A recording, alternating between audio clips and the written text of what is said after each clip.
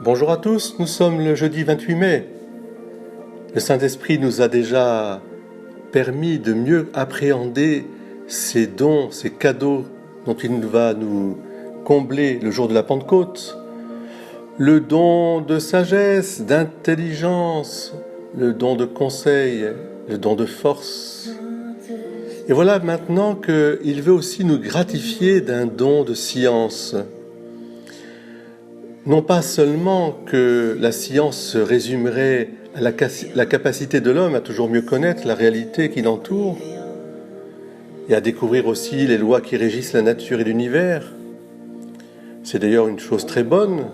L'homme a été mis sur la terre aussi pour faire progresser cette création, cette terre, pour l'ordonner, pour apporter aussi son intelligence. Mais non, le don de la science qui vient de l'Esprit Saint nous permet de nous ouvrir à la présence de Dieu. C'est toujours pour mieux contempler à travers la création la présence de Dieu et puis la grandeur et l'amour de cette création et puis la relation profonde avec toutes les créatures.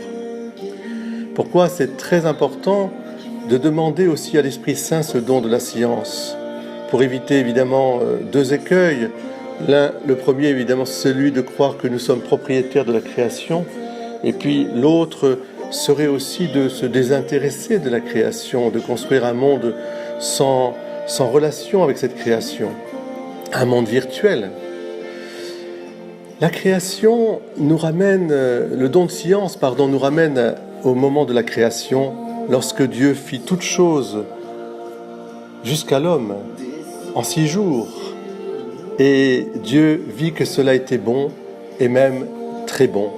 Et dans cette bonté biblique, il y a aussi toute la définition de la réalité qui nous entoure, y compris la réalité humaine, celle que les Grecs finiront par définir comme, pour l'homme, comme le kalos kagatos, c'est-à-dire cette capacité à la création et à l'homme d'être rempli des transcendantaux, du vrai, du beau et du bien.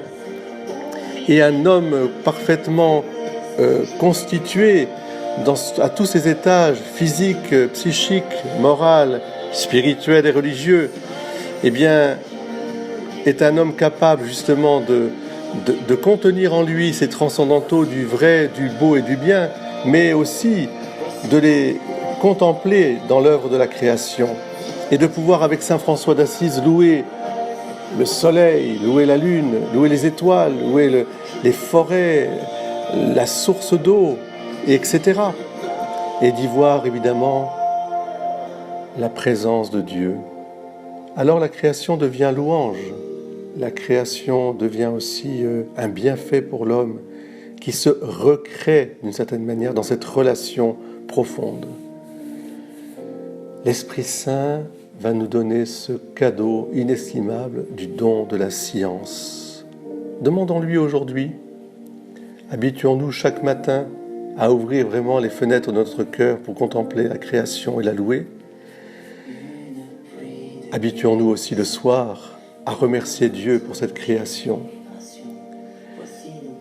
Soyons les ardents défenseurs de cette création.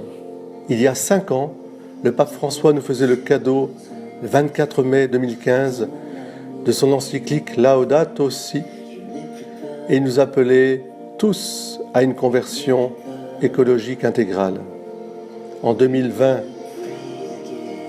quelle nécessité! La crise sanitaire que nous venons de traverser nous en fait prendre encore peut-être plus conscience. Demandons au moment de la Pentecôte un renouveau de ce don de la science. À vous tous, bonne journée. L'Esprit Saint, c'est notre ami. Il ne nous quitte pas et il nous comble de ses dons. Amen.